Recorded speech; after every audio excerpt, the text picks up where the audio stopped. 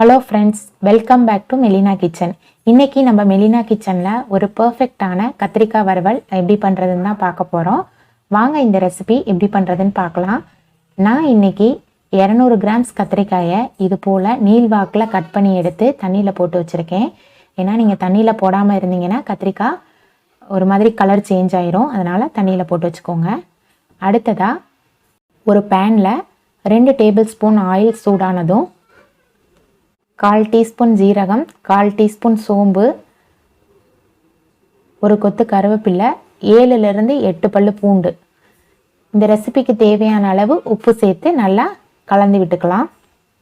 Next 10 to 15 சின்ன வெங்காயத்தை இது போல் நீள்வாக்கில் கட் பண்ணி எடுத்திருக்கேன். அதையும் சேர்த்து நல்லா வதக்கிக்கலாம். நீங்கள் சின்ன வெங்காயம் சேர்த்தாலும் சரி, பெரிய வெங்காயம் சேர்த்தாலும் சரி. பெரிய வெங்காயம்னா ஒரு மீடியம் சைஸ் பெரிய வெங்காயத்தை இதே மாதிரி சின்ன சின்னதாக கட் பண்ணி சேர்த்துக்கோங்க.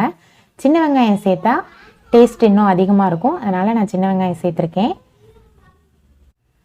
வெங்காயம் வதங்கினதும் பாதி தக்காளியை சேர்த்து கலந்து விட்டுக்கோங்க. இப்போது 1/4 டீஸ்பூன் மஞ்சள் தூள் சேர்த்துக்கலாம். இதையும் நம்ம கலந்து விட்டுக்கலாம். அப்புறமா நம்ம கட் பண்ணி வச்சுருக்க கத்திரிக்காயை தண்ணியை வடிச்சிட்டு இதோட சேர்த்து ஸ்டவ்வை மீடியம் ஃப்ளேமில் வச்சு நல்லா வதக்கிக்கலாம். கத்திரிக்காய் நல்லா எண்ணெயில் வதங்கணும். இப்போ ஓப்பன் பண்ணி பார்க்கலாம். நல்லாவே கத்திரிக்காய் வதங்கிடுச்சு. இப்போ மசாலா ஐட்டம்ஸ்லாம் ஒன்று ஒன்றா சேர்த்துக்கலாம்.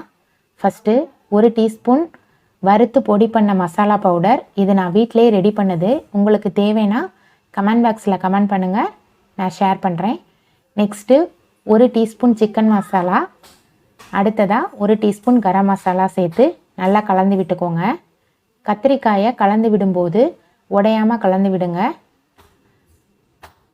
நல்லா கலந்து விட்டாச்சு. இப்போது ஸ்டவ்வை நல்லா லோ ஃப்ளேமில் வச்சு ஒரு மூடி போட்டு மூடி நல்லா வேக வச்சுக்கோங்க. பாருங்கள், கத்திரிக்காய் நல்லாவே வெந்துடுச்சு. சூப்பராக கத்திரிக்காய் வறுவல் ரெடி ஆயிடுச்சு. இதை தயிர் சாதம், ரசம் சாதம், வெரைட்டி ரைஸ் கூட வச்சு நம்ம சாப்பிடும்போது ரொம்பவே பிரமாதமாக இருக்கும். இந்த வீடியோ நீங்களும் உங்கள் வீட்டில் ட்ரை பண்ணி பாருங்கள். இந்த வீடியோ உங்களுக்கு பிடிச்சிருந்துச்சுன்னா லைக் பண்ணுங்கள், ஷேர் பண்ணுங்கள், கமெண்ட் பண்ணுங்கள். மறக்காமல் மெலினா கிச்சனை சப்ஸ்கிரைப் பண்ணிக்கோ.